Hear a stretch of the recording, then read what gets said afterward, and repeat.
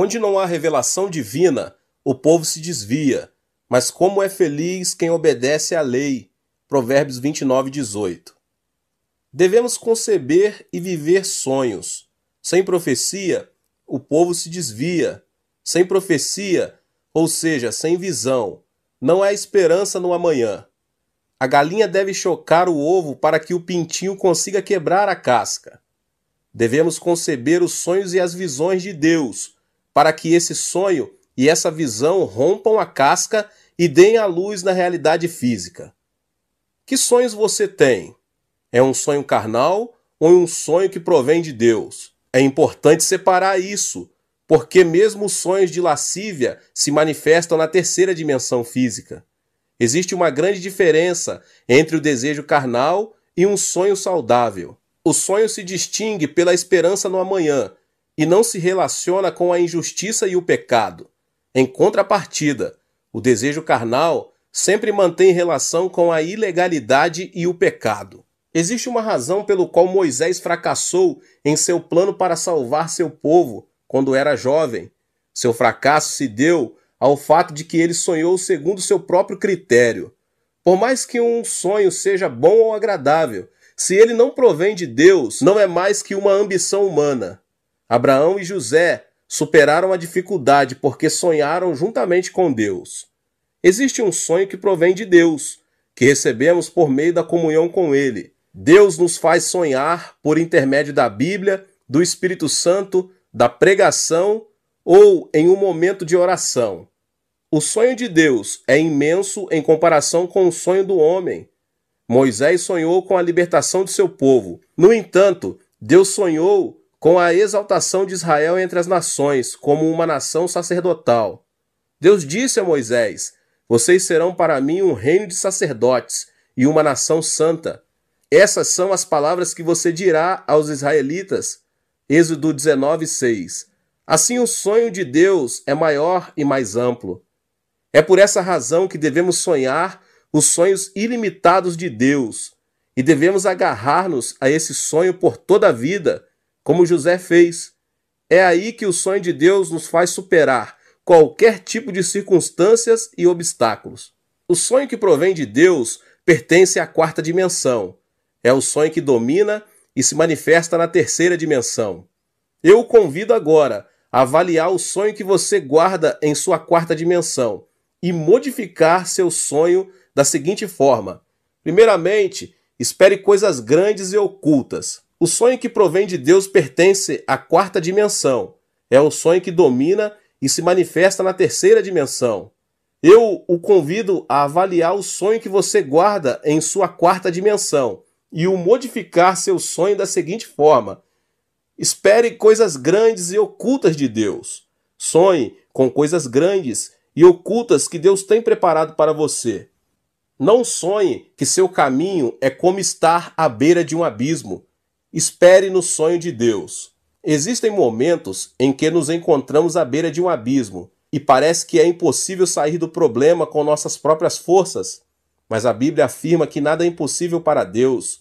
Deus nos diz que há esperança quando pensamos que tudo é desesperança. Deus opera coisas grandes e ocultas que nós não conhecemos.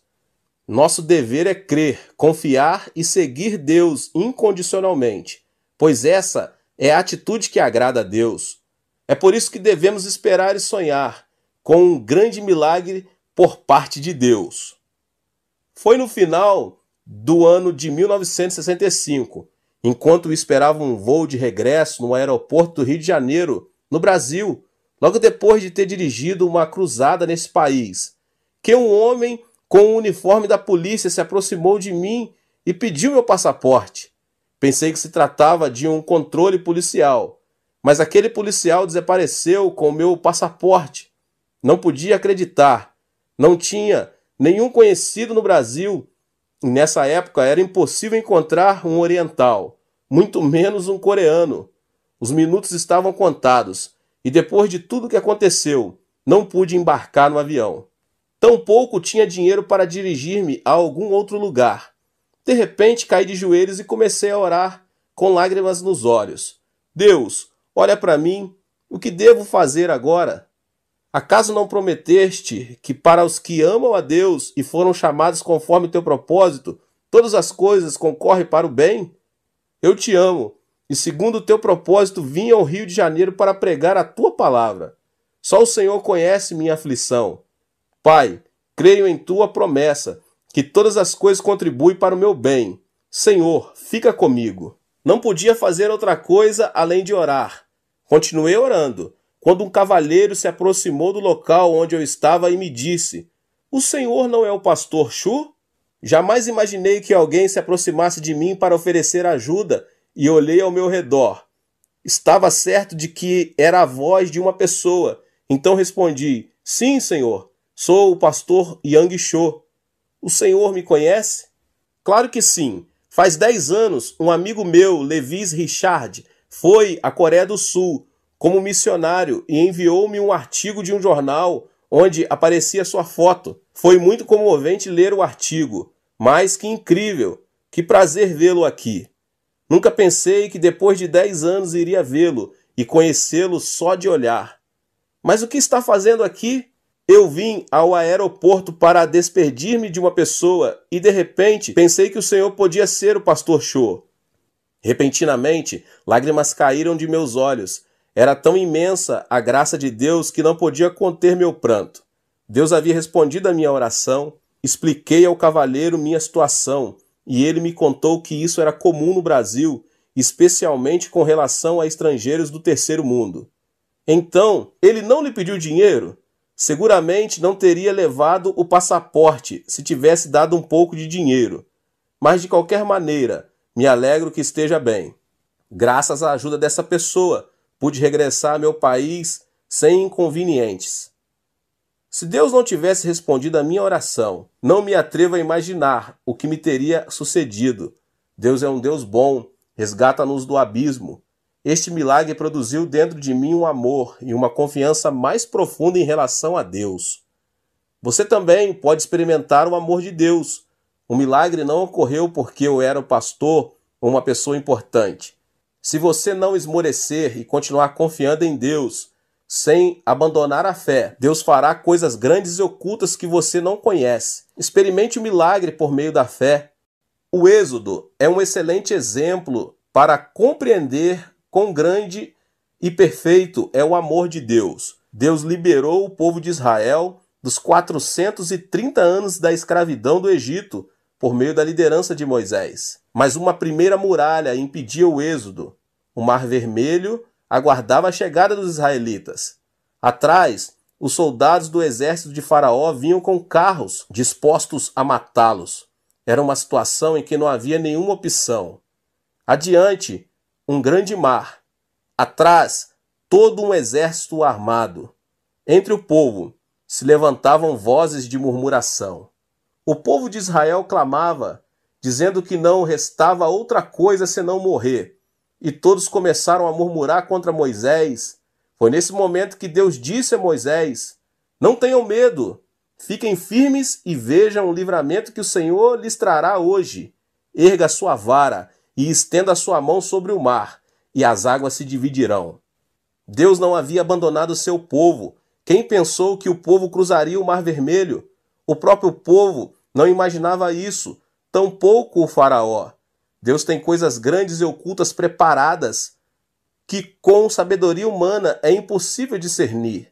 O Mar Vermelho se dividiu em dois quando Moisés ergueu a vara sobre ele.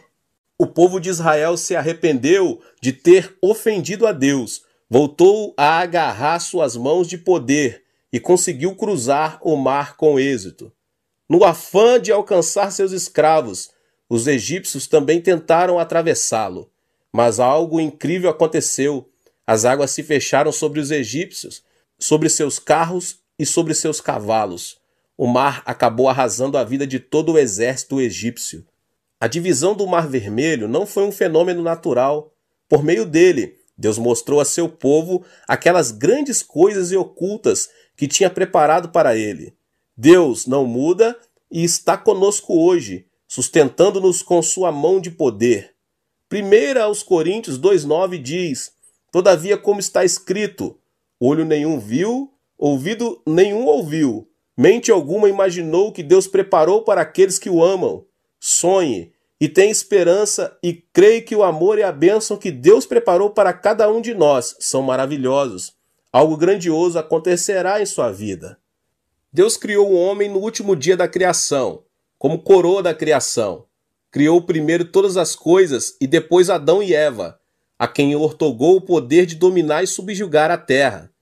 Note que primeiro Deus criou todo o necessário para que o homem, pelo amor de Deus, habitasse a terra. O mesmo Deus que preparou a criação para Adão e Eva pudessem habitar a terra, preparou nossa vida para que em Cristo Jesus experimentemos o novo nascimento.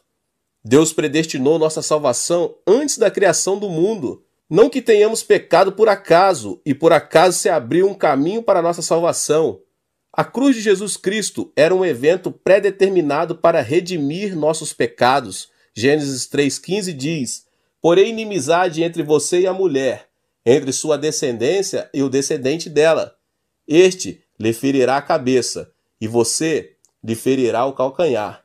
Esta palavra implicava muitos eventos que ocorreriam no futuro. É importante saber que a cruz de Jesus não foi uma casualidade, mas sim um plano pré-determinado. O Senhor veio à terra em carne, nasceu do ventre da Virgem Maria, o que indica que Jesus, semente da mulher, iria converter-se no inimigo do diabo. Ou seja, Deus havia antecipado o plano da salvação por meio de Jesus Cristo, antes do momento da queda de Adão e Eva. 600 anos antes de Cristo, o profeta Isaías profetizou que Cristo morreria crucificado. Isaías 53, 4 e 5 diz: "Certamente ele tomou sobre si as nossas enfermidades, sobre si levou as nossas doenças. Contudo nós o consideramos castigado por Deus atingido e afligido, mas ele foi transpassado por causa de nossas transgressões, foi esmagado por causa de nossas iniquidades. E o castigo que nos trouxe a paz estava sobre ele, e pelas suas pisaduras fomos curados."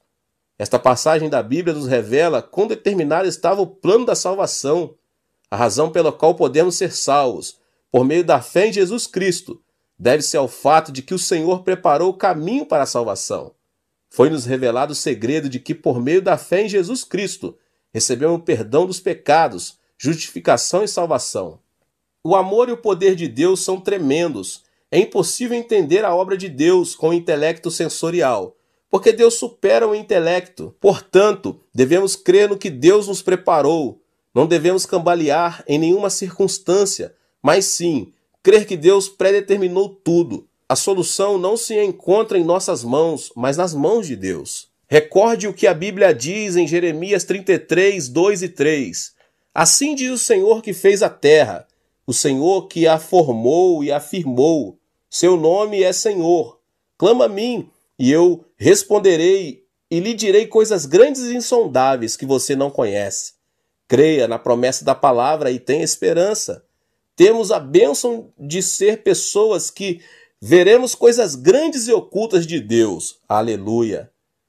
O que devemos sonhar? Devemos sonhar coisas grandes e ocultas. Não devemos sonhar que a escuridão arrasará nossa vida, mas sim devemos crer em coisas grandes e ocultas. Devemos sonhar com coisas positivas e otimistas, com esperança. E Deus operará coisas grandes e ocultas a nosso favor. Deus operará milagres inimagináveis. Temos de abrir a boca para que Deus encha de milagres. Deus é capaz de fazer infinitamente mais do que tudo quanto o que pedimos ou pensamos, de acordo com o seu poder que atua em nós. Ouça agora este testemunho. Esta é a história de uma mulher negra que vivia junto com seu filho nos Estados Unidos. Assim que se divorciou do marido, essa mulher mal conseguia sobreviver. No entanto, seu filho insistia dizendo: "Mamãe, compre o gato para mim, compre." O problema é que a mãe não tinha dinheiro suficiente para comprar um gato, e as palavras do filho feriram seu coração. "Todos os meus amigos têm cães e gatos. Por que não me compram um gato, hein?" Carinhosamente, a mulher disse ao filho: "Filho, vamos orar ao nosso Deus bondoso, Pai. Está bem? Deus lhe proverá um gato." Ela tomou a mão do filho e começou a orar. "Pai, tu conheces nossa situação. Dá-nos um gato. não temos dinheiro suficiente para comprar um gato. Deus Pai, suplico-te de todo o meu coração, tem misericórdia de nós, em nome de Jesus, amém. Assim que terminara a oração, o filho perguntou: Deus nos dará mesmo um gato? Sim, querido, nada é impossível para Deus. Um gato não será nada difícil para ele. Esperemos o gato e continuemos orando. Deus ouve nossas orações, esperemos e sonhamos. A mulher continuou orando junto com o filho. Era de tarde e o sol ardia. A mulher tecia no jardim enquanto o menino brincava com um aviãozinho de papel. De repente, algo extraordinário aconteceu. Tratava-se de um vulto escuro que caiu no jardim de sua casa. Era nada menos que um gato. Tanto a mulher como seu filho ficaram petrificados. Um gato havia caído do céu. Eles começaram a pular e a soltar gritos de júbilo. Deus havia respondido à sua oração. Esse relato foi difundido em todo o país por meio dos jornais e da televisão, em um artigo que se intitulava Um Gato Caído do Céu. Dias depois, alguém veio vê-los e disse que era dono do gato. Era incrível. Por acaso ele era o dono do gato caído do céu? Seu argumento: era um vizinho que vivia a 800 metros deles e não via seu gato desde que este tinha subido em cima de uma árvore. Sua explicação era que, por mais que tivesse tentado, não pudera fazê-lo descer. No final, quando o vizinho resolveu inclinar a árvore para alcançar o gato, não conseguiu segurá-la e soltou-a. Como consequência, o gato voou e caiu a 800 metros no jardim da casa dessa mulher negra. E o homem continuou insistindo em que devolvessem o gato. No entanto, nem a mulher nem seu filho quiseram devolvê-lo. Disseram que se tratava de um presente de Deus. No fim, o caso foi levado a juiz. Agentes profissionais do tribunal realizaram um estudo do caso. Puseram um gato artificial naquela árvore da qual, insistiu o vizinho, o gato voara. No entanto, o gato não voara por mais de 20 ou 30 metros. A conclusão a que chegaram os agentes foi que o gato não poderia voar os 800 metros. A sentença do tribunal foi: esse gato é um presente de Deus. É uma história pouco comum, mas Deus é um Deus que torna essas coisas possíveis. Sonhe com algo inimaginável. Os grandes e os pequenos sonhos formarão sua vida. Deus quer que esperemos e sonhemos com grandes milagres. É aí que esses sonhos se convertem em nossos sonhos. Devemos ter a convicção de que Deus preparou algo maravilhoso para a nossa vida. Devemos sonhar que Deus revelará coisas grandes e ocultas. Ore e não esmoreça. Projete algo claro em seu coração. Escreva-o em uma folha de papel. Ore até receber uma meta clara e ter convicção. Avalie sua meta à luz da palavra de Deus. Qual é seu sonho? Convido-o a escrever seu sonho em um papel. Leia-o e leia-o todos os dias, pois verá como seu sonho se faz realidade. É muito importante que possa visualizar a realidade do sonho como uma realidade já estabelecida, pois isso será de fato o que obterá. Espere e creia que seu sonho já é uma realidade palpável. Em certa ocasião, dirigi uma conferência sobre crescimento da igreja na Austrália. A atitude dos pastores australianos era negativa, ainda que garantisse que o crescimento da igreja era possível, mas na Coreia do Sul e nos Estados Unidos, e não na Austrália. Seu argumento era que os australianos não iam à igreja porque amavam o esporte e o tempo livre. No último dia da conferência, dei uma sugestão. Preparem um lápis e um papel e escrevam a meta da igreja, a ser alcançada no final de 2 anos. Escrevam o número de pessoas da congregação que desejam ter nesse tempo. Todos começaram a escrever seus sonhos. 50 membros mais em 2 anos. 100 membros, 300, 500 membros, enfim, o número era bastante variado. Continuei. Colhem essa folha no escritório de sua igreja. Cada um observe, ore e visualize a realização desse sonho. O Espírito Santo operará um grande milagre. Após 2 anos, visitei novamente a Austrália. Nessa ocasião, o presidente das Assembleias de Deus desse país, com lágrimas em seus olhos, disse-me: Pastor, fazia 10 anos que minha igreja não crescia, mas sonhei, orei e alcançamos 100% de crescimento nesses 2 anos. Não só a minha igreja, mas todas as igrejas da Austrália estão crescendo. Era um testemunho vivo de alguém que se atreveu a sonhar e a orar. Graças ao princípio da visualização, uma das igrejas da Austrália cresceu, a ponto de que o número de membros chegou a milhares. Sonho em implantar no mínimo 500 igrejas em toda a Coreia do Sul. Visualizo de dia e de noite, porque sei que tenho uma meta e um plano específico a alcançar. Também tenho o sonho de dirigir cruzadas de multidões em todo o mundo. É um desejo de pregar o evangelho a todas as nações do mundo. Eu me levanto, eu me deito e vivo com o sonho. A visualização do sonho produz fé e a obra do Espírito Santo. Devemos conceber o sonho de Deus, porque o sonho de hoje se tornará a orientação que criará o futuro. Conheci um pastor chamado Cabré em uma viagem missionária na América do Sul. O pastor Cabré testemunhou-me as grandes obras que Deus estava fazendo em sua vida. Uma mulher tinha vindo receber oração junto com seu filho, que não tinha uma orelha. O pastor Cabré, visualizando o menino com uma formosa orelha, começou a orar com muito fervor. Depois de pouco tempo, uma espécie de nódulo começou a formar-se na parte onde o pastor impôs as mãos. Ele continuou orando para que Deus criasse uma formosa orelha. E ensinou a mãe do menino a dizer: olhe, que linda orelha você tem. O pastor disse a ela que acariciasse o menino, visualizando a orelha. Mas nada acontecia. O pastor voltou a orar pelo menino, visualizando uma formosa orelha. Quando abriu os olhos, não podia crer no que via.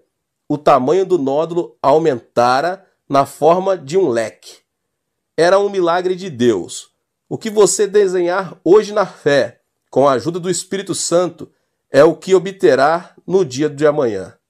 A meta do sonho da quarta dimensão deve ser específica, porque a realidade física da terceira dimensão não é abstrata, mas uma dimensão específica. Estabeleça e visualize a meta. Você também deve orar até obter uma meta clara e determinada. O jejum serve para clarear nossa quarta dimensão, ou seja, para definir mais especificamente nossos sonhos. É por meio do jejum que conseguimos abandonar o ego que diz: posso fazer tudo, e voltar-se para Deus a fim de ser transformados.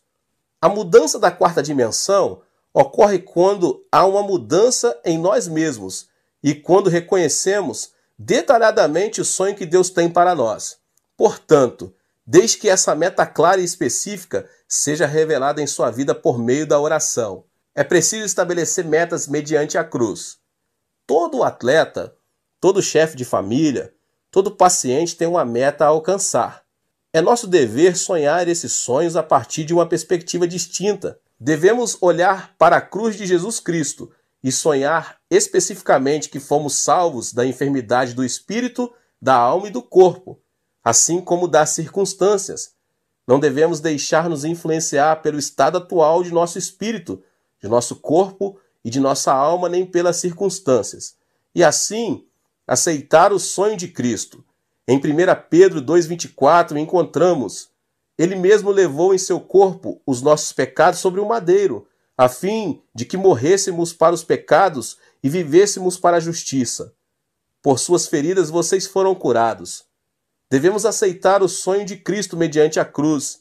A desordem mental será sanada e veremos o poder de Deus. Devemos visualizar a bênção de Abraão e a meta de nossos sonhos mediante a cruz. É preciso desfazer a desordem mental da maldição e da pobreza e aceitar a bênção e a prosperidade de Abraão que há em Cristo, pois é esse o sonho que Cristo tem para nós. Gálatas 3,13 diz: Cristo nos redimiu da maldição da lei, quando se tornou maldição em nosso lugar, pois está escrito: Maldito todo aquele que for pendurado no madeiro. Devemos estabelecer metas mediante a cruz de Cristo. A meta final do cristão não se encontra neste mundo, mas se estende até o reino eterno. Em 2 Coríntios 5:1 diz: sabemos que, se for destruída a temporária habitação terrena em que vivemos, temos da parte de Deus um edifício, uma casa eterna nos céus, não construída por mãos humanas. Ponha seus olhos em Jesus, que levou a cruz sobre si, e sonhe. Nossa esperança não se limita ao que é terrestre, antes vai além dos céus. É preciso que você comece pelo pequeno. Assim como um bebê cresce na incubadora, desde que seu sonho vá crescendo. Caminhe junto ao Espírito Santo, seja fiel no pouco e supere as adversidades. Uma vez que tenha concebido um sonho mediante a cruz, você deve semeá-lo para depois colhê-lo. Apesar das circunstâncias, se você consegue semear a semente do sonho que concebeu com a ajuda do Espírito Santo, essa semente dará fruto, crescerá, vencerá e transformará a terceira dimensão. O sonho transformará a morte em vida, a escuridão em luz, a pobreza em riqueza. A mudança de vida se origina de uma mudança de sonho na quarta dimensão. Sonhe, semeie e realize seu sonho. Prepare-se para a realização do sonho. Todos desejam uma mudança na vida e a realização de seus sonhos, mas são poucos os que se preparam para isso. Para alcançar o sonho, é imprescindível a preparação. Se você tem um sonho, deve ter convicção de que o sonho será alcançado e agir como se já tivesse realizado. Daí a necessidade de preparação. Para aquele que não se prepara, seu sonho continuará sendo um sonho e será difícil alcançá-lo. O templo central da Igreja do Evangelho Pleno de Ioldo, utilizado hoje, é um templo que foi reconstruído e ampliado de dentro para fora.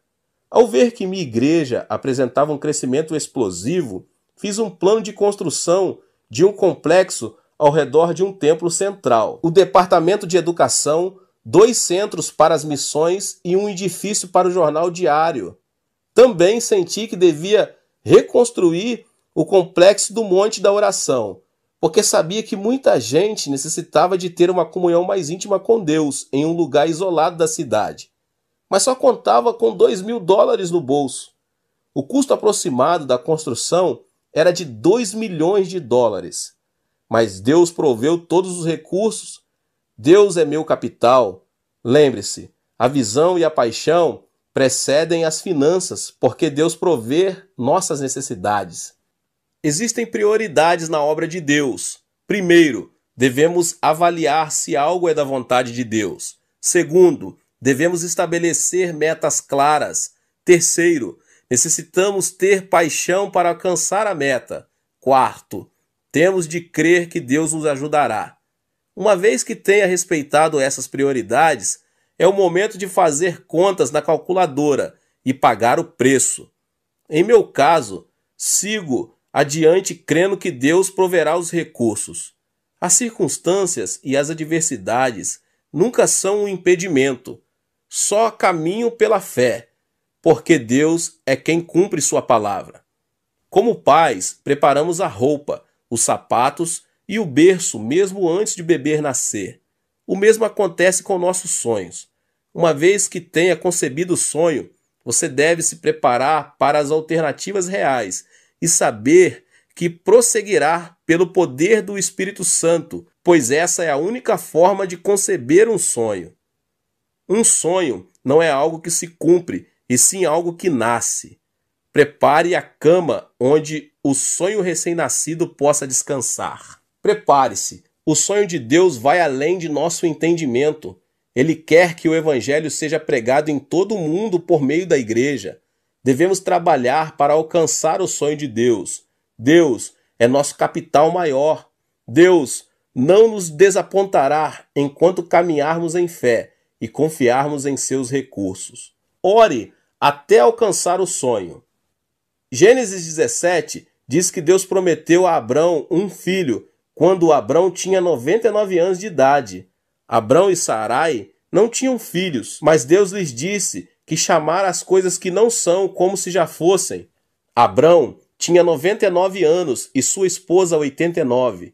Já eram anciãos de idade e sem filhos. No entanto, Deus mudou o nome de Abrão para Abraão e o de Sarai para Sara, que significam pai de multidão e mãe de multidão. Eles não tinham filhos, mas para Deus os filhos já tinham vindo. O significado da frase que diz que Deus chama as coisas que não são como se fossem é que para Deus o tempo é presente. Portanto, para Deus, Isaque já havia nascido. Mas Deus ordenou que chamassem as coisas que não são como se fossem, porque o homem não conseguia ver com seus olhos físicos. O cristão deve chamar as coisas que não são como se já fossem e confessá-las. O Senhor Jesus disse: portanto, eu lhes digo, tudo o que vocês pedirem em oração, creio que já o receberam, e assim lhes sucederá. Isso significa que devemos visualizar, pensar e crer nas coisas que não são como se já fossem, e devemos crer que as recebemos, ainda que não sejam palpáveis neste momento. O Senhor Jesus disse: eu lhes asseguro que se alguém disser a este monte, levante-se e atire-se no mar, e não duvidar em seu coração, mas crer que acontecerá o que diz, assim lhe será feito. O que implica que devemos ter confissão de que o monte será arrancado e lançado ao mar antes de termos mencionado tais palavras. Outra coisa bem importante é orar com muito fervor. Então, até quando devemos orar? Devemos orar até que o Espírito Santo nos dê convicção do que é suficiente e do que não é e nos diga: agora basta. Isso é algo que você certamente já experimentou. Em minha experiência pessoal, quando oro pela primeira vez por algo novo, sinto que existe uma distância muito grande entre minha pessoa e a resposta. Mas quando insisto em oração, digo: Deus responde, responde. Sinto que a resposta se aproxima. De repente, um dia recebo a convicção de que minha oração foi respondida. É aí que começo a pensar, visualizar e confessar o que não é como se fosse. Existem muitas pessoas que vão ao monte da oração para receber saúde. Antes de chegar ao monte, a saúde parece algo muito distante. Mas depois de orar durante 1, 2 ou 3 dias, chega um momento em que a pessoa recebe a convicção que foi curada e confessa: fui curado, mas a saúde ainda não chegou. Lembre-se de que a figueira não secou no mesmo instante, mas um dia depois que Jesus a amaldiçoou. A convicção está presente, mas também a enfermidade. Não obstante, alguns dias depois de regressar no monte da oração, a enfermidade desaparece. Existe um lapso entre a convicção e o cumprimento. Por exemplo, pense na erva do campo. Se você arranca a erva, ela não seca no mesmo instante, pois ainda que já esteja morta, isso requer pouco mais de tempo. Da mesma forma, o que recebemos já existe, mas necessita de tempo para que se manifeste na realidade. Uma irmã de minha igreja não podia nem sequer subir as escadas, em virtude de um problema de coração. Os médicos a aconselharam a submeter-se a uma cirurgia. A artéria coronária estava obstruída, mas essa irmã decidiu dirigir-se ao monte da oração. Deus Pai, aqui está o dinheiro necessário para a operação. Eu o ofereço a ti. Quero que tu me operes diretamente. Sei que isso soa estranho para um incrédulo. Se a artéria está entupida, como alguém poderá salvar sua vida sem uma cirurgia? Contudo, enquanto ela orava, senti uma forte convicção do Espírito Santo, que ela dizia que tinha sido curada. Salte!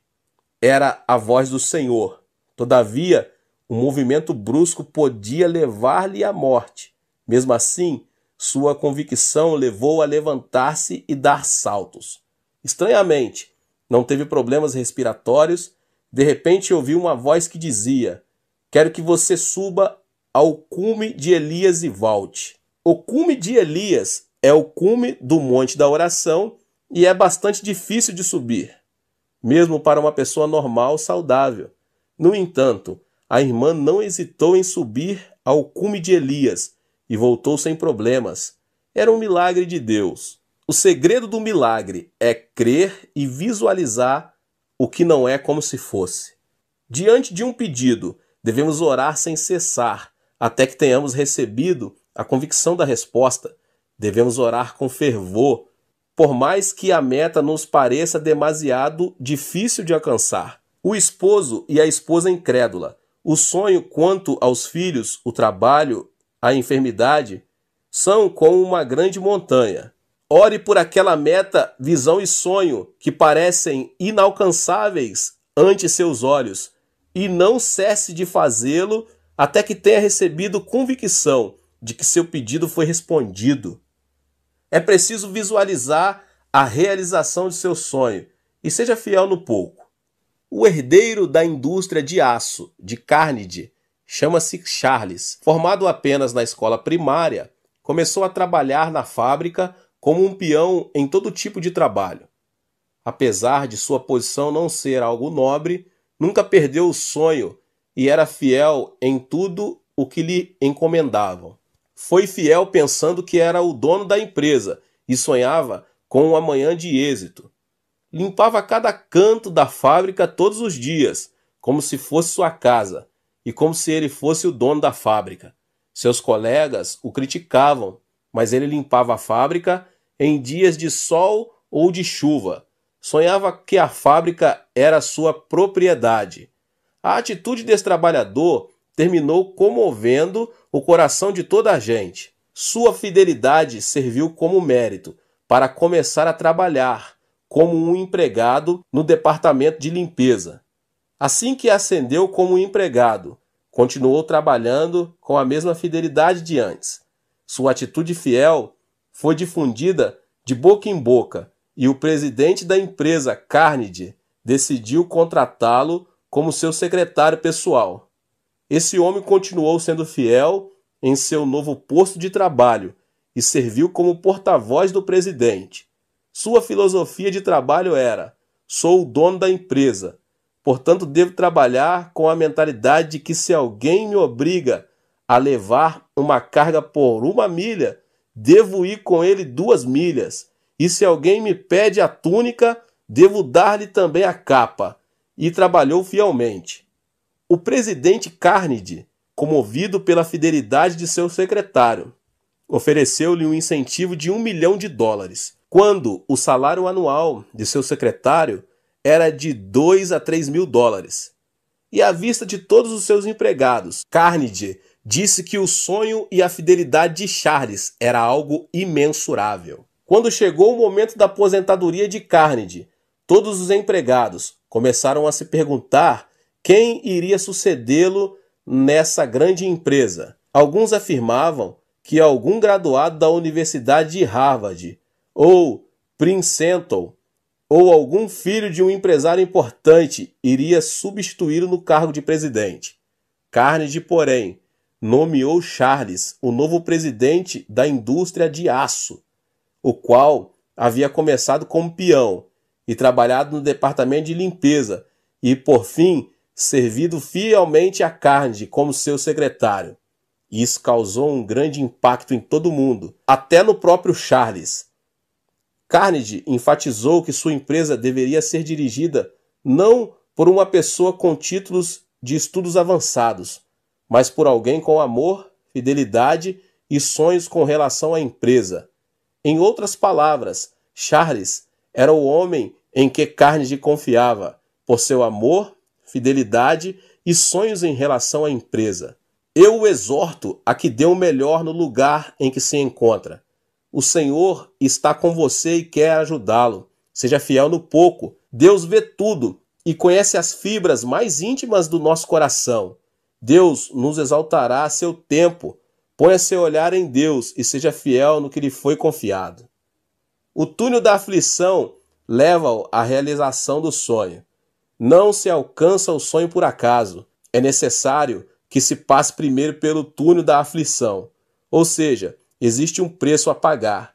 É por meio da aflição que abandonamos nosso ego e confiamos em Deus. Deus usa a aflição como uma ferramenta para nos quebrantar, para fazer-nos voltar a seu caminho. Deus predestinou todas as coisas para a nossa vida. Deus nos abençoa à medida que caminhamos e não nos afastamos do caminho que Ele preparou. É imprescindível visualizar e pagar o preço para alcançar o sonho. A aflição é o plano de Deus para quebrantar nosso ego e fazer-nos obedientes a Ele. A aflição ajuda nossa fé a crescer e a faz mais vigorosa. Só aquele que experimentou a aflição e a tribulação poderá alcançar seu sonho e destacar-se por sua firmeza. Os músculos do braço adquirem força por meio do exercício. Da mesma forma, os músculos de nossos sonhos ganham força por meio da aflição e da tribulação. A aflição é a semente que leva consigo um sonho e uma esperança maior. É como um túnel e você precisa ultrapassá-lo. A aflição é o túnel que nos leva ao sonho. Se você se nega a passar pelo túnel, seu sonho jamais poderá ser alcançado. É necessário passar para o outro lado do túnel. É através do túnel da tribulação que conseguimos chegar a um mundo mais amplo de sonhos e de esperanças. Em 1 Pedro 1,7 diz: assim acontece para que fique comprovado que a fé que vocês têm, muito mais valiosa do que o ouro que perece, mesmo que refinada pelo fogo, é genuína e resultará em louvor, glória e honra quando Jesus Cristo for revelado. A aflição é como um prato de comida que se encontra sobre uma mesa chamada sonhos, porque o sonho tem um preço. É necessário comer a aflição para alcançar o sonho. O sonhador recupera as forças ao alimentar-se da aflição, para seguir adiante. Para quem sonha, a aflição e a tribulação não significam nada, porque quem sonha sabe que a aflição é a parte do processo para chegar. Não é necessário frustrar-se pelo fato de o sonho não ter se manifestado. Espere, medite na aflição da cruz e converta-se em um agente da esperança. Você crer que Deus sempre está com você e que sempre o protegerá? Temos esperança, porque sabemos que o Senhor estará continuamente ao nosso lado para ajudar-nos. Tudo podemos em Cristo. Visualize, creia, sonhe e ore, porque Deus operará o milagre. Guarde a esperança de Deus em seu coração. Você é alguém escolhido por Deus. Implantei minha igreja em 1958, assim que concluí o seminário, em uma área muito pobre da cidade de Seul, chamada Buvandong. Por causa da guerra em meu país, abundava o caos e a desordem, assim como também a pobreza e a doença. A maioria dos habitantes da cidade era de refugiados ou pessoas que tinham vindo do interior do país. A área onde eu estava se caracterizava como uma das mais pobres de toda a cidade. Foi no meio desse ambiente que comecei a pregar o Evangelho. Era uma das áreas onde se fazia mais necessário a resplandecência da luz da esperança de Deus. Arrependam-se e recebam Jesus Cristo. Cada um de vocês é filho de Deus. Creia em Jesus e terá vida eterna. Apesar de minha mensagem apaixonada, todos se mantinham indiferentes. O povo de Dai-Jodon era muito inseguro nessa época, pois essa era uma área onde vivia a população mais pobre e com problemas, quadrilhas, alcoólatras e pessoas que padeciam de enfermidades de todo tipo. Nesse vale de frustração, aconteceu algo que mudou o rumo de meu ministério. Ao caminhar pela vila miserável, notei uma casa que estava a ponto de cair. Em um gesto atrevido, bati a porta e disse: "Tem alguém aí?" No mesmo instante, uma mulher abriu a porta e perguntou: "Quem é você?" Era uma mulher de nome Lee Cho-hee, que tinha vindo da província de Gangneung-do, Coreia do Norte, por causa da guerra. Vivia com 9 filhos e um esposo viciado em álcool. Além do mais, A mulher estava definhando, pois tinha problemas de coração e gastrointestinais. A vida dessa mulher era algo indescritível. Então decidi levá-la a Cristo. Eu a visitava todos os dias para falar-lhe sobre o reino dos céus. Mas a mulher se irritava e dizia que todos os religiosos eram mentirosos e que sua vida era um inferno mesmo. Não me interessa o que acontecerá depois de minha morte. Não me interessa se existe um inferno, porque minha vida é o inferno mesmo.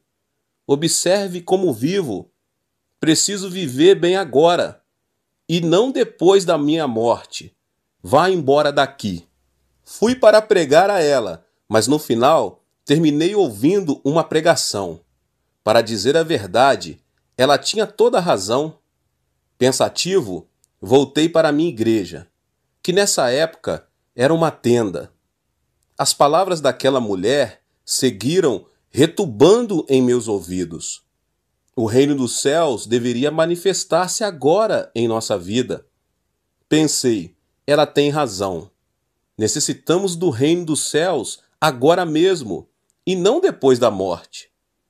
O Deus que nos ama, por acaso não deseja que sejamos felizes também nesta vida? A humanidade foi criada pelo amor de Deus, mas tem se revelado contra Deus. Como consequência, o homem teve de levar consigo a carga do pecado. Contudo, Deus teve compaixão de nós e enviou o seu Filho Jesus Cristo para que, mediante a cruz, ele tomasse nossas maldições, nossa morte e nossas dores. Nosso destino era o pecado, mas Deus nos salvou por meio de Jesus Cristo. Devemos somente crer em Jesus para receber vida eterna. Então prosperamos em todas as coisas e temos saúde, assim como prospera a nossa alma. Essa é uma bênção universal, e não só para alguns escolhidos. Por meio da cruz, Deus nos salvou de forma integral. A mensagem da cruz não trata apenas da salvação do espírito, mas também da salvação da alma, do corpo, das circunstâncias. Em outras palavras, a salvação é integral. E essa é a mensagem do Evangelho. Porventura existe um amor maior que esse? É por meio da fé que recebemos o perdão dos pecados. É por meio da fé que recebemos libertação de toda maldição. É por meio da fé que obtemos saúde e salvação.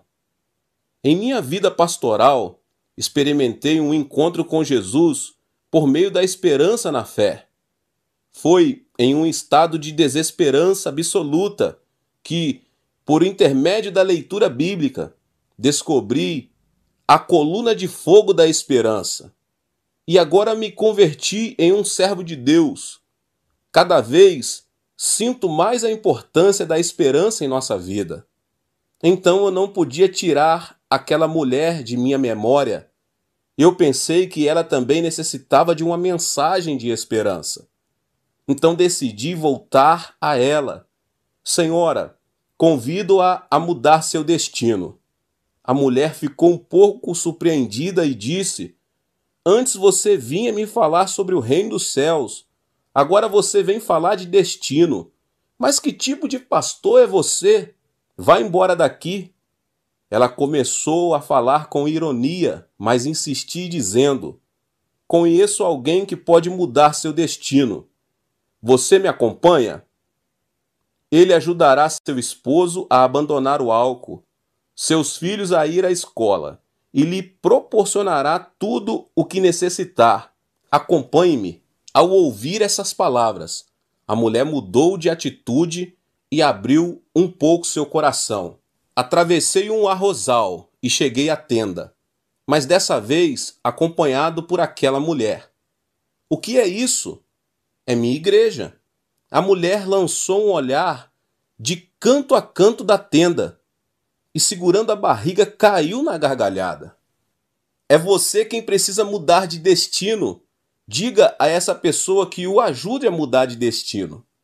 Estou certo de que, se você estivesse ali comigo, também teria dado boas gargalhadas. Mas eu disse à mulher em um tom sincero: tem razão, minha situação não se diferencia da sua, mas temos esperança em Jesus Cristo. Pela fé em Jesus Cristo, não só obtemos vida eterna, como também somos abençoados materialmente, somos libertos da maldição, somos curados da enfermidade e recebemos a vida da ressurreição.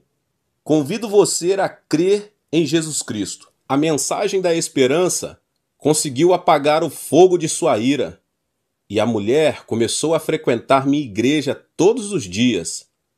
Falávamos de esperança e eu orava por ela. Um dia aconteceu algo incrível. Ela foi curada dos problemas cardíacos e estomacais, e após um período de oração de 3 meses, seu esposo abandonou o álcool e começou a frequentar a igreja. Era um milagre. Deus havia operado um milagre.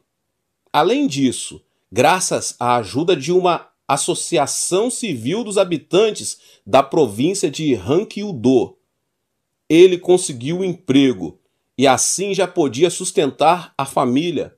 Seus filhos começaram a ir à escola. Era uma época em que se podia construir qualquer tipo de casa, bastando para isso ser proprietário do terreno. Ajudamos a família a comprar um terreno e a construir uma moradia. A vida dessa mulher já não era mais um inferno, porque havia experimentado um milagre. Prosperava em todas as coisas e tinha saúde, do mesmo modo que prosperava sua alma. A mensagem de esperança que Deus proveu àquela mulher também comoveu minha vida. Essa experiência impactou meu ministério profundamente. A partir deste momento, comecei a pregar a mensagem da esperança com mais empenho. Como consequência, a igreja da tenda cresceu a 500 membros em apenas 3 anos. O povo tornou a pobreza e a desesperança em esperança. Os membros da minha igreja começaram a orar e a trabalhar com mais dedicação. Conseguimos adquirir um terreno para construir uma igreja maior. Em 1961, nos mudamos para Soedaimon. Muitos caçoaram de mim quando abri minha igreja em uma área central, porque nessa área se cruzavam 2 avenidas e estavam 4 das maiores igrejas da Coreia do Sul. O povo caçoava de mim, dizendo que um jovem de apenas 26 anos de idade e sem experiência pastoral perderia na competição com as igrejas maiores. Entretanto, eu não estava de acordo, porque em mim havia uma esperança. A partir de 1960, nossa nação começou a progredir a passos gigantescos. O presidente Park Geong-hye tinha iniciado o movimento Semaul, que resultou no progresso industrial. E muita gente vinha a Seul para conseguir trabalho. Os que vinham do interior do país formaram sua própria comunidade. Era gente humilde, sem dinheiro e de baixa escolaridade. O povo superava o frio do inverno com carvão, o que provocava, muitas vezes, incêndios por causa do vento. Mas não havia alternativa. Senti também que necessitava de uma mensagem de esperança. Pensei que essa triste realidade era nada menos que uma oportunidade que Deus nos dera para pregar o Evangelho. Não se tratava de uma ética ou de uma religião, nem sequer do próprio cristianismo, mas de uma mensagem de esperança que dizia que por meio da fé em Jesus Cristo, o indivíduo podia receber a salvação integral. Essa foi a razão pela qual muitos servos de Deus e denominações me criticaram. No entanto, não retrocedi um passo sequer. Continuei pregando a mensagem de esperança. Multidões de pessoas se aproximavam de minha igreja para ouvir a mensagem de esperança. Algumas denominações nos criticavam por orar clamando em alta voz. Dizia-nos que a igreja era um lugar santo e não deveria clamar ou louvar a Deus com palmas e gritos de júbilo. Para dizer a verdade, meus irmãos e irmãs, as pessoas de classe alta e média não necessitam chorar e clamar a Deus com todo o coração. Mas minha igreja era constituída por pessoas sem dinheiro, sem educação e sem apoio algum. Aqueles que estão em um mundo de desesperança não podem fazer outra coisa além de ouvir a mensagem de esperança e consagrar sua vida diante de Deus. Sem lágrimas, seria impossível para eles deixar de lado o estresse e a opressão da vida. Esse é o motivo pelo qual eu disse que era bom chorar diante da presença de Deus, chorar diante de Deus na casa do Pai. E todos os aflitos e necessitados vinham e choravam na igreja, a tal ponto que a oração em uníssono parecia um funeral e o louvor uma festa, pois usávamos as palavras para louvar a Deus. Era assim que o povo se livrava do estresse e alcançava a paz do coração. A salvação espiritual e a fé sólida fizeram a reunião resultar em cura divina. Deus viu nossa fé e veio em nosso socorro. Eu me dei conta de que isso era o mais importante para as pessoas e que deveria semear nelas a semente da esperança e dos sonhos. É por isso que não hesito em visitar lugares onde o povo necessita de esperança e de sonhos. Viajei o que equivale a 80 voltas em torno da Terra. Estive na África, nos Estados Unidos, na Europa, na América Latina e em cada canto do planeta. Percebi que todos desejavam a esperança e os sonhos, porque o homem foi criado segundo a imagem de Deus, e o próprio Deus é esperança e sonhos. Portanto, podemos sonhar sonhos preciosos em Deus. O reconhecido teólogo alemão Jürgen Moltmann sustenta que sua teologia é a teologia da esperança. A Segunda Guerra Mundial estourou quando ele tinha apenas 17 anos de idade. Foi recrutado como soldado pelo governo alemão, mas acabou sendo capturado como prisioneiro. Passou por um período de frustração e desesperança no acampamento de prisioneiros da Inglaterra, sofrendo todo tipo de maus tratos. Além do mais, sua frustração cresceu quando escutou a notícia de que seu povoado natal havia sido devastado por causa de um bombardeio e, como consequência, toda a sua família havia morrido. O jovem Moltmann, ao saber que tanto seu país como seu povoado natal haviam sido destruídos, bem como a vida de toda a sua família, enquanto ele mesmo sofria no acampamento de prisioneiros, em um estado de desesperança absoluta, decidiu acabar com a vida. Um dia, um pastor aproximou-se do jovem Moltmann e presenteou-o com uma Bíblia. O jovem leu a passagem da Bíblia que narra que Jesus fora crucificado e morto na cruz. Jesus viera ao mundo, sendo o Filho de Deus, mas o mundo não aceitou. Jesus fez bem a todas as pessoas e curou os enfermos. No entanto, essa multidão que havia recebido benefícios de Jesus acabou pedindo que crucificassem o Messias. Os discípulos também traíram o Mestre e fugiram dele. Jesus foi abandonado, ficou só e morreu na cruz. O jovem Moltmann percebeu um ponto em comum entre a aflição de Jesus e seu estado de desesperança absoluta. Contudo, Jesus venceu a morte e ressuscitou ao terceiro dia. Isso impactou a vida desse jovem. Ao observar a ressurreição de Jesus, ele disse a si mesmo: eu também posso experimentar a ressurreição.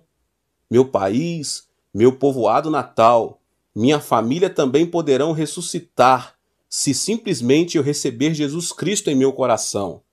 Dessa maneira, nasceu a famosa teologia da esperança de Bultmann. Ele se deu conta de que só Jesus Cristo pode outorgar ressurreição em meio à desesperança mais escura. E o jovem recebeu Jesus Cristo como seu salvador pessoal ali mesmo, no acampamento de prisioneiros. A certeza da ressurreição transportou-o das trevas para a luz, da desesperança para a esperança. O coração do homem se dirige à morte quando lhe falta um sonho. Não se trata de vestir-se, alimentar-se bem ou levar uma alta qualidade de vida.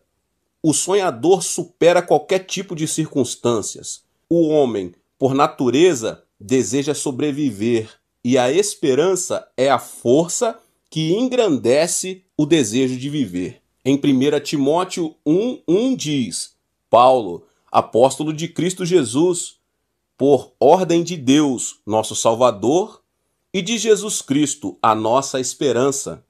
A esperança de Paulo não era outra coisa senão o próprio Jesus Cristo.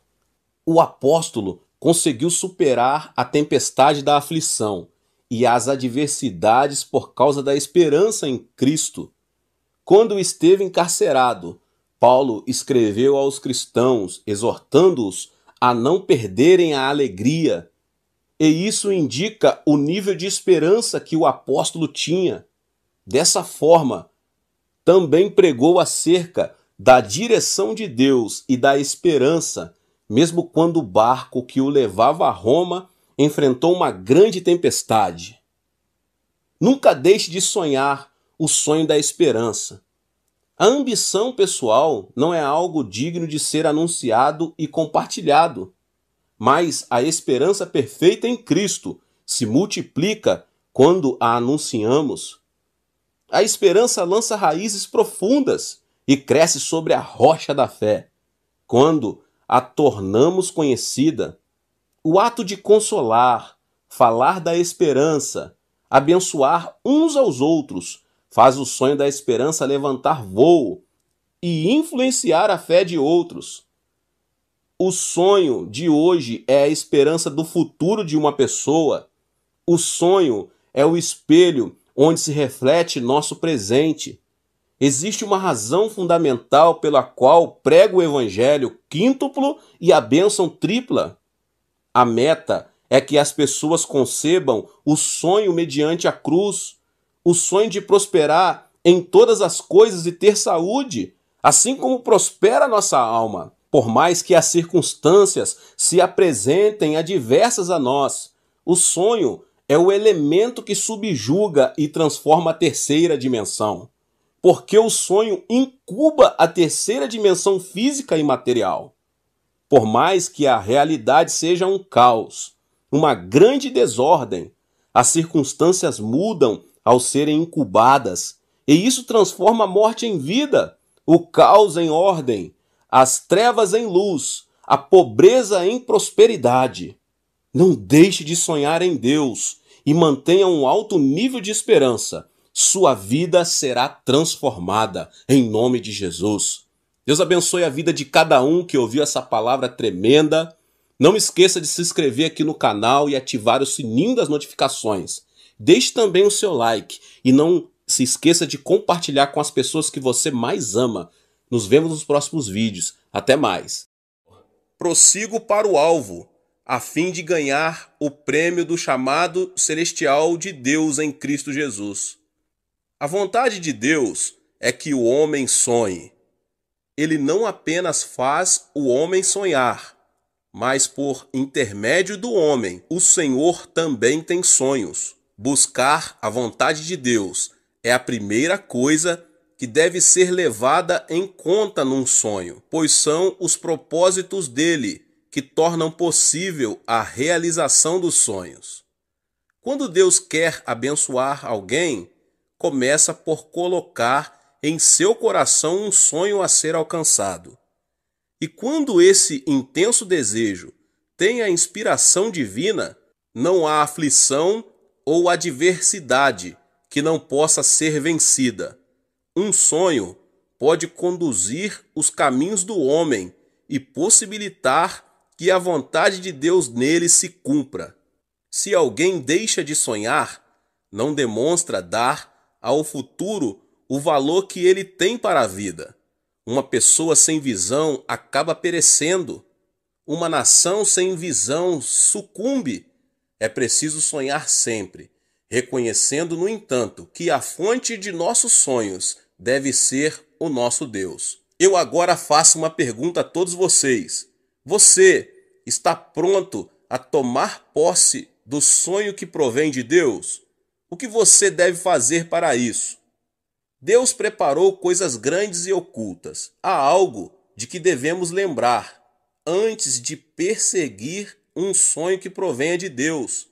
Trata-se desta promessa divina. Todavia, como está escrito, olho nenhum viu, ouvido nenhum ouviu, mente nenhuma imaginou que Deus preparou para aqueles que o amam. 1 Coríntios 2:9. O importante para quem, olhando para o futuro, põe diante de si sonhos a serem alcançados, é ter a razão de que mesmo antes da eternidade, Deus já preparara para os que o amam coisas que o olho não viu, ouvido nenhum ouviu, nem subiram ao coração do homem. Deus preparou coisas ocultas. Portanto, é impossível ao homem por si só conhecê-las. Devemos admitir que foi Deus, em sua absoluta soberania, quem preparou essas coisas para nós. Ele nunca trabalha limitando-se às necessidades e às circunstâncias do momento. As Escrituras não dizem que Deus preparou algo para os que não creem em Jesus e não o seguem. O que Deus preparou foi visando somente aos que aceitaram Jesus e servem a Deus, o Pai. Deus preparou para Adão os céus e a terra, toda a sua criação e o jardim do Éden. Preparou para Abraão um monte Moriá, o cordeiro para ser oferecido como holocausto em lugar de Isaque. Da mesma forma, Deus preparou detalhadamente todas as coisas para seus filhos. Nosso papel é crer nisso, confiar e seguir Deus, o Pai, em obediência. Hudson Taylor foi um grande homem de fé que dedicou sua vida ao trabalho missionário na China. Com o passar dos anos e o aumento do que o trabalho exigia, ele precisava de colaboradores e de ajuda financeira, mas não encontrava ninguém que o ajudasse. A situação era tão estressante que ele esteve prestes a sofrer um colapso nervoso. Ó Deus, eu vim da Inglaterra para anunciar o Evangelho, mas não tenho dinheiro, nem ninguém que me ajude. O que preciso fazer?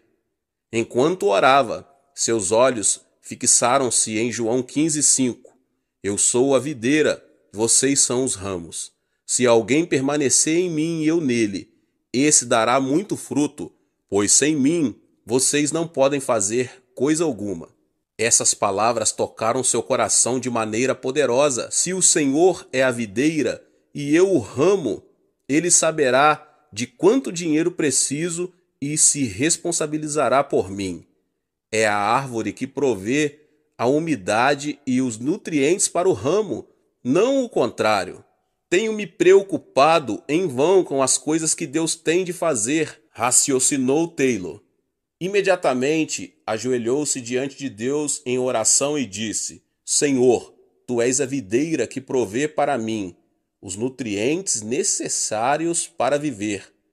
Mas eu tenho cometido o pecado de agir como se eu fosse a videira. Entendo que o ramo cresce e dá fruto por causa dos nutrientes que recebe da videira. Portanto, entrego tudo em tuas mãos. Creio que prepararás tudo para mim. De repente, ele começou a desfrutar de uma grande paz.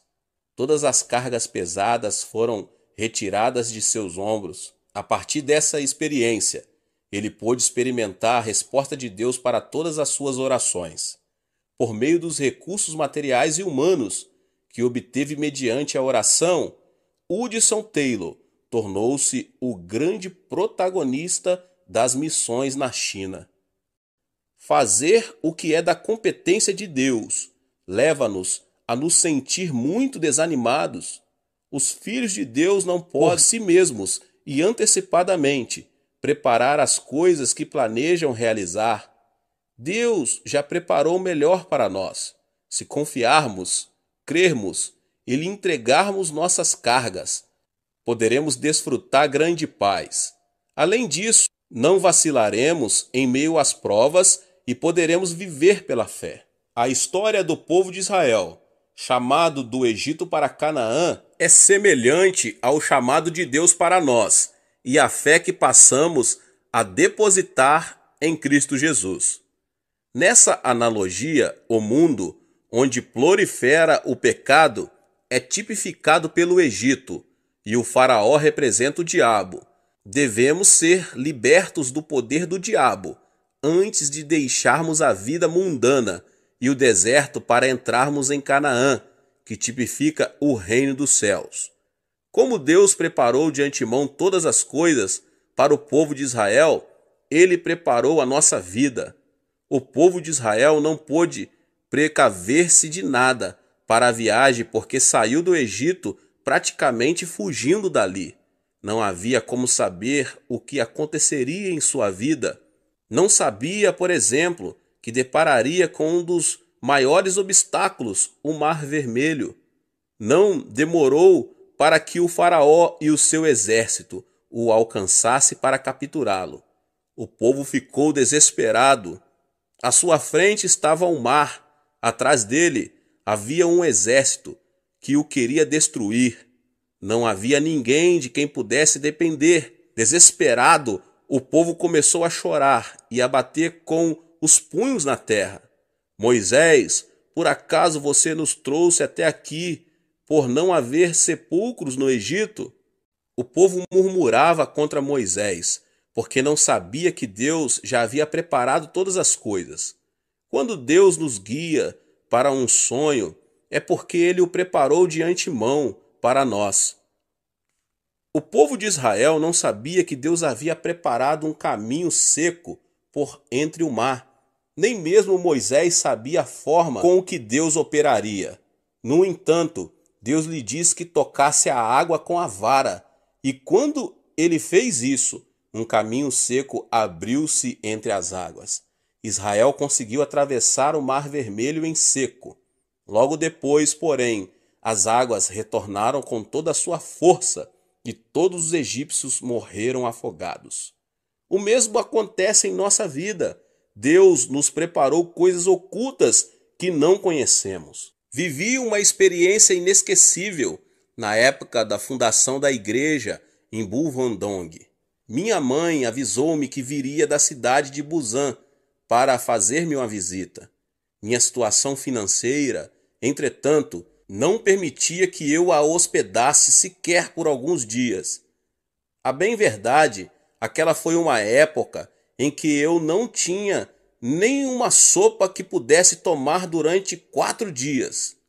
Como seu filho mais velho, eu tinha a responsabilidade de, mesmo que fosse por alguns dias, dar-lhe o melhor, já que ela me visitaria para participar da fundação daquela igreja. Eu não tinha o que comer, nem mesmo um pouco de arroz. Naquele dia, eu teria de servir como intérprete num culto evangelístico na praça de Soedaimon. Em meio à preocupação, orei. Ó Deus, minha mãe chegará à estação de Seul e eu não tenho nada para lhe oferecer. Não tenho dinheiro para viajar, nem para a sua alimentação durante a semana. Que queres que eu faça? Tu sabes que eu estou te servindo e te seguindo. Não permitas que este servo seja com isso envergonhado. O culto teve início. Interpretei um pregador americano. Entretanto, eu não sabia o que ele estava dizendo. A ansiedade me consumia porque eu precisava de dinheiro para manter minha mãe por alguns dias, mas não encontrava nenhuma solução. concentrava-se tanto na minha necessidade que não podia prestar atenção ao que o pregador dizia, e o culto chegou ao fim. Fui até a estação ferroviária de Seul, mas não tinha dinheiro para viajar da estação até a minha casa. Nesse instante, lembrei-me de um provérbio popular que diz: quando um homem que está fora de sua terra natal sofre, dá uma busca em seu bolso. Dei uma busca no bolso de minha calça. Antes de começar o culto, ele estava vazio.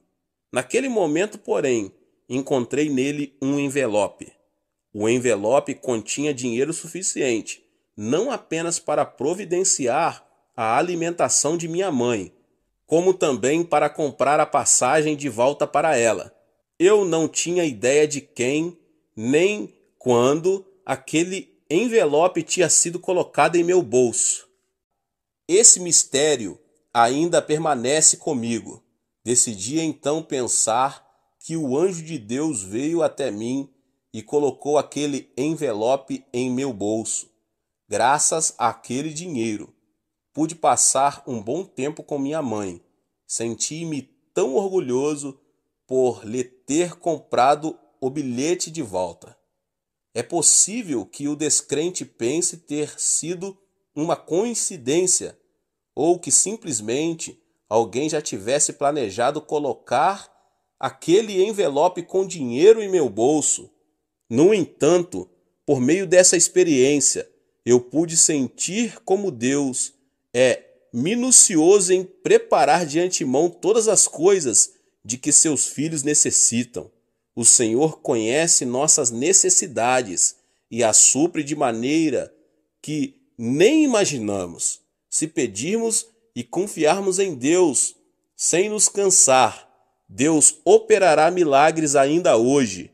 Portanto, não se preocupem dizendo que vamos comer, ou que vamos beber, ou que vamos vestir, pois os pagãos é que correm atrás destas coisas, mas o Pai Celestial sabe que vocês precisam delas.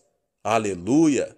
George Miller, conhecido como o pai da oração, por ter tido milhares de suas orações respondidas, afirmou: a fraqueza é uma oportunidade para que o poder de Jesus se manifeste. Ele, que é digno de louvor, não se distancia nem nos abandona. Quando nos mostramos mais fracos, o Senhor se aproxima de nós para manifestar seu grande poder. Há ocasiões em que me senti num beco sem saída. Todavia, o Senhor nunca me deixou só e não me abandonará no futuro. Você será abençoado em meio a mais oração, muita fé e mais perseverança e obras. Nosso dever é derramar nosso coração diante dele.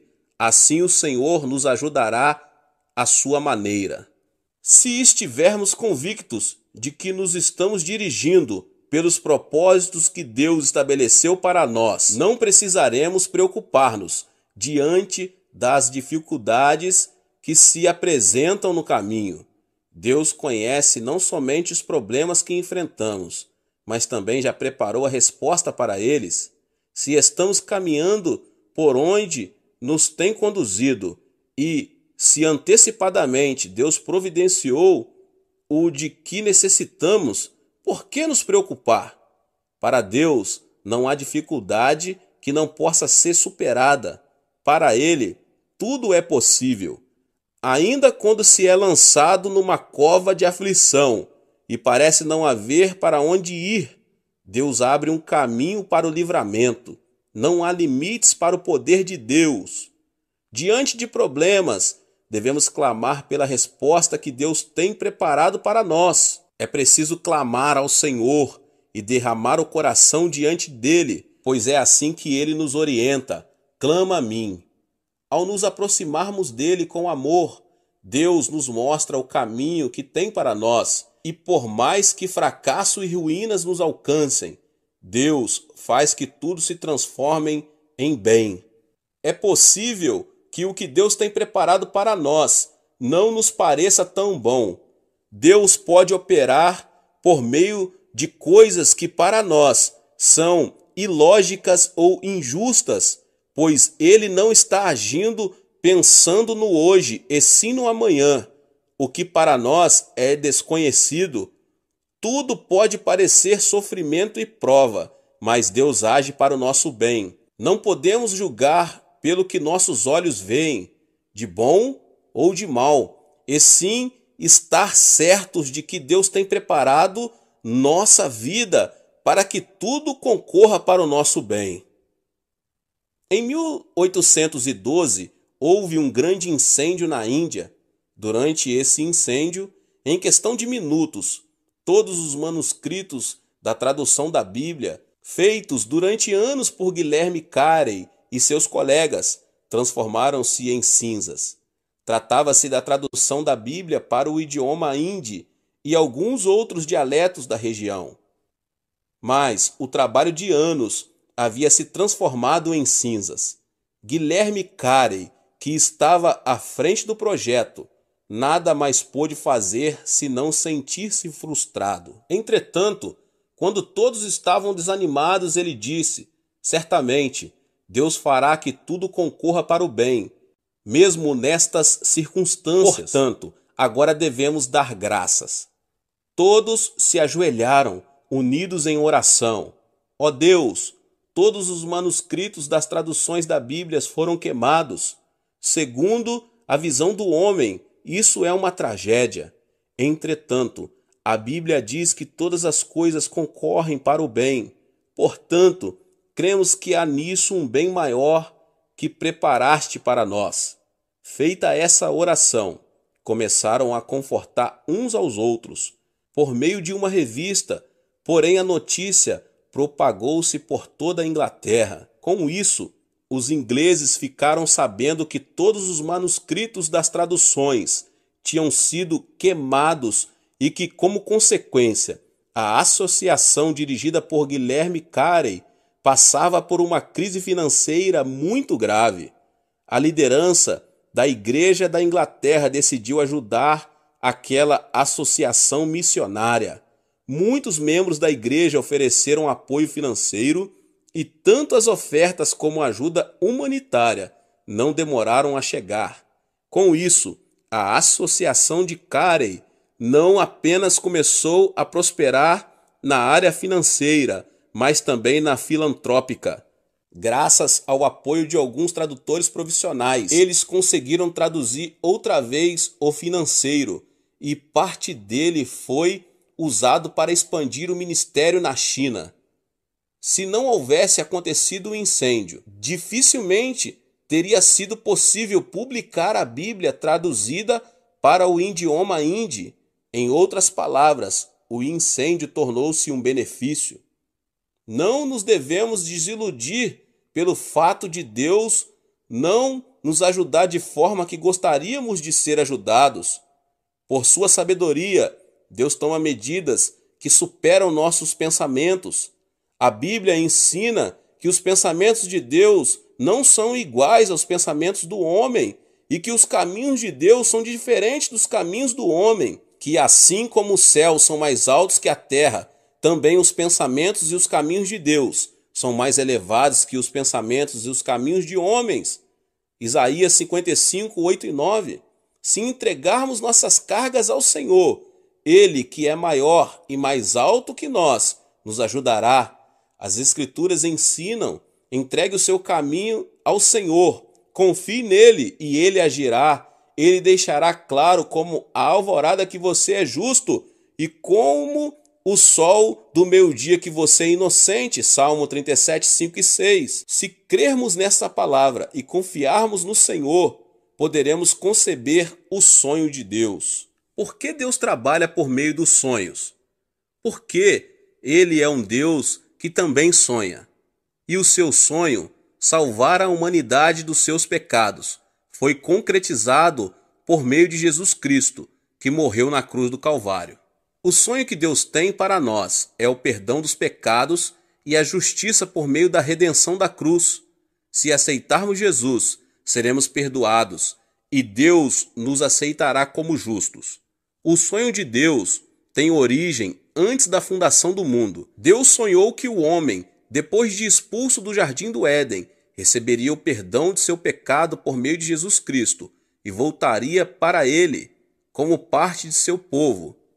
Deus quer que aceitemos Jesus em nosso coração e, mediante a redenção da cruz, sejamos tidos por justos e desfrutemos do reino dos céus. O diabo, Deus e rei deste mundo, que rouba, mata e destrói, impõe sobre a humanidade o jugo do sofrimento. No entanto, Deus enviou Jesus Cristo para nos redimir de nossos pecados, bem como do pecado original que vem desde Adão. O propósito divino é destruir o domínio e a autoridade do diabo, espalhados pela terra, e por meio de Jesus Cristo, edificar o reino dos céus em nosso coração. Dessa forma, viveremos neste mundo sentindo a alegria e o amor de Deus transbordando dentro de nós. É nisso que consiste o reino de Deus, e a esperança não nos decepciona, porque Deus derramou seu amor em nossos corações, por meio do Espírito Santo que Ele nos concedeu. Romanos 5,5. Tendo Jesus entrado em nosso coração, deixamos de pertencer ao mundo. Continuaremos a viver neste mundo, mas não seremos mais dominados pelo diabo. Ele não poderá ser nosso Deus ou Rei.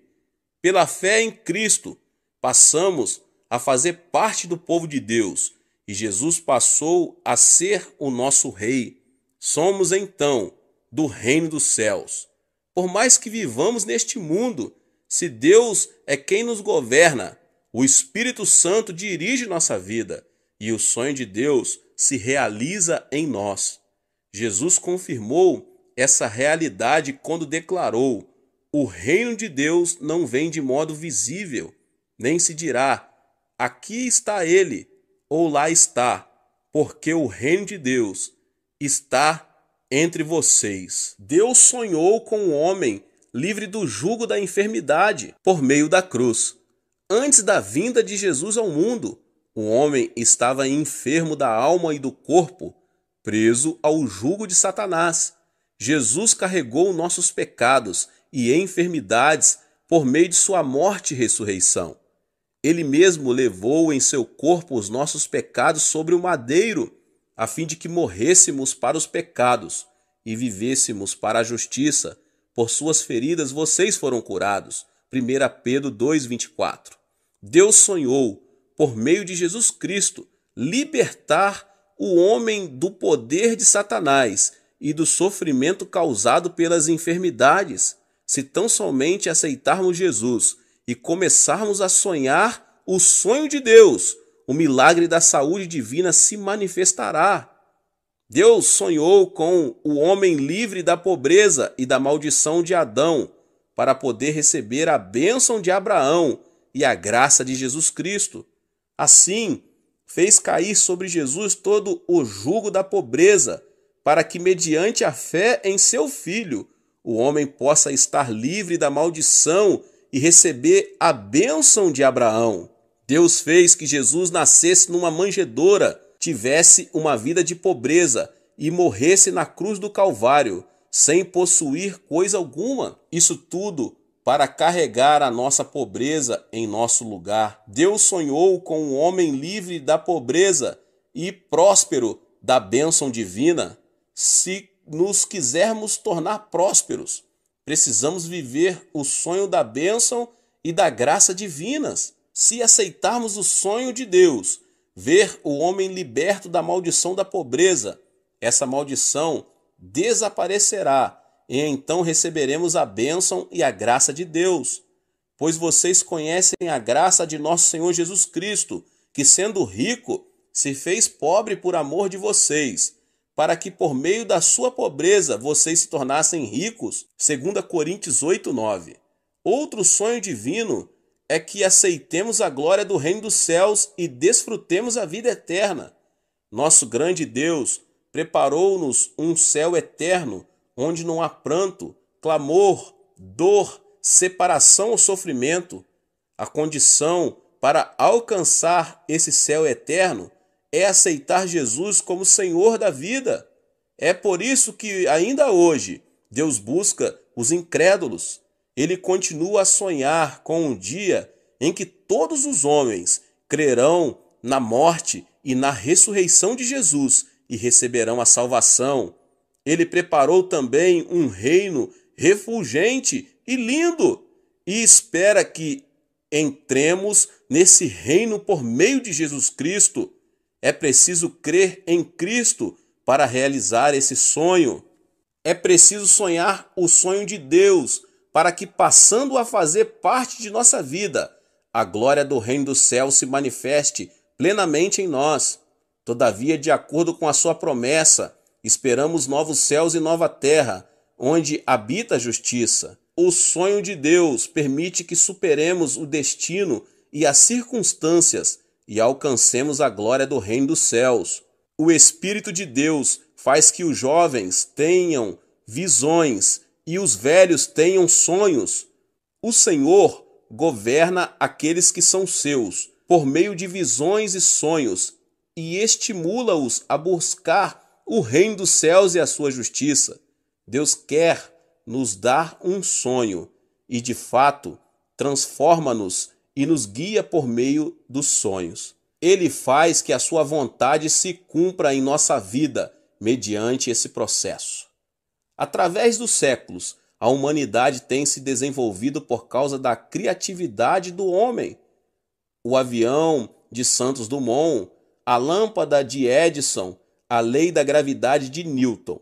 Tudo é produto de homens que construíram um amanhã melhor, quando sonharam com algo novo, pondo em execução uma ideia criativa. O fim da humanidade não acontecerá por falta de recursos naturais, mas por ausência de ideias criativas. Estas chegam quando se começa a sonhar. Não é fácil conceber uma ideia criativa. Só mantendo no pensamento o sonho de ver resolvidos os problemas da humanidade é que o homem é capaz de descobrir coisas novas. Há um meio mais fácil e simples de conseguir elaborar novas ideias. Pedir a Deus um sonho e a revelação da maneira pelo qual esse sonho pode ser concretizado. Deus não somente proporciona o sonho, ele também mostra como concretizar esse sonho. O universo todo foi criado por meio da palavra divina. O poder criativo de Deus supera toda a imaginação humana. Para ele, elaborar uma ideia criativa não é coisa impossível. Deus pode nos conceder um sonho, e se este sonho nos parecer inalcançável, o Senhor pode resolver os problemas que nos impedem de atingi-lo. Ele pode torná-lo realidade por meio de uma ideia criativa que ponha em nossa mente.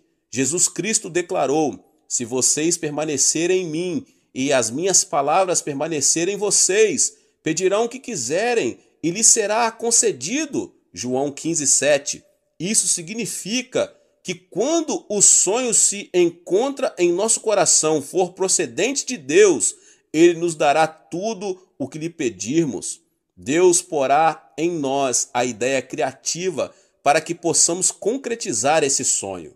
Se clamarmos em oração e permanecermos nele, essas ideias começarão a fluir de nossa mente. Um sonhador deve saber perfeitamente o que Deus quer por meio de sua vida. É preciso saber quais são as grandes coisas ocultas que Deus tem preparado para ele e entregar a vida para que esse propósito nela seja cumprido.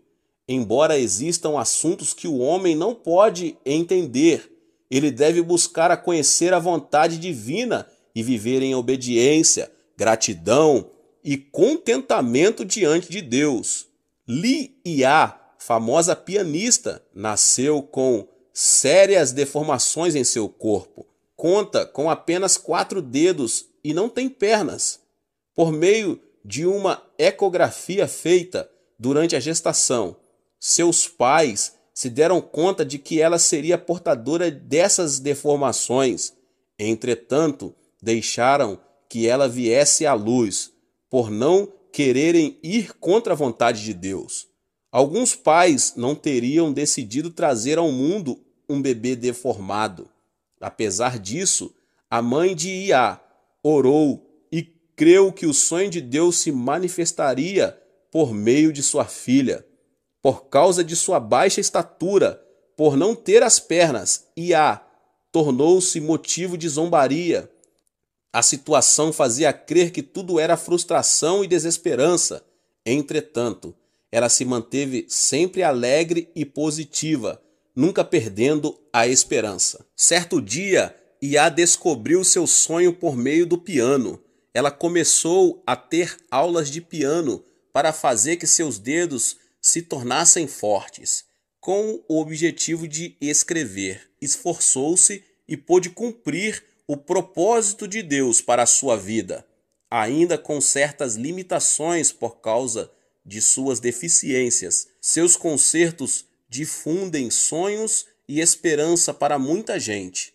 Esse é o sonho que Deus tinha para Iá, e ela consegue afirmar: vivo feliz porque Deus me considerou de forma muito especial e me deu o presente da deficiência.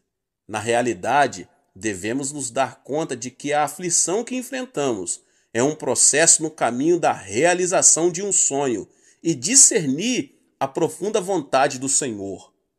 De acordo com o plano de Deus, fomos criados para viver separados do mundo, não envolvidos com ele. O fato de afirmar que fomos separados implica dizer que Deus tem sonhos e visões para a nossa vida. Nosso papel é conceber a vontade de Deus em nosso coração. A pessoa mais pobre do mundo é a que não tem um sonho em seu coração. Os cristãos, porém, todos eles têm um sonho maior, o sonho de Deus. Qual é o chamado de Deus para a sua vida? Se não pode responder com facilidade a essa pergunta, deve buscar o sonho de Deus para você. O sonho de Deus é a bússola que nos orienta de acordo com o plano divino. Não ter sonhos é como querer tentar atravessar o oceano sem a ajuda de uma bússola. Se concebermos o sonho de Deus, ele nos guiará e nos ajudará no alcance dessa meta. Glória a Deus, aleluia. Deus abençoe a vida de cada um que ouviu essa palavra. E você que chegou aqui pela primeira vez, se inscreva no canal e ative o sininho das notificações para você não perder nenhum vídeo. Não esqueça de deixar o seu like e de compartilhar esse vídeo com as pessoas que você mais ama. Nos vemos nos próximos vídeos. Deus abençoe.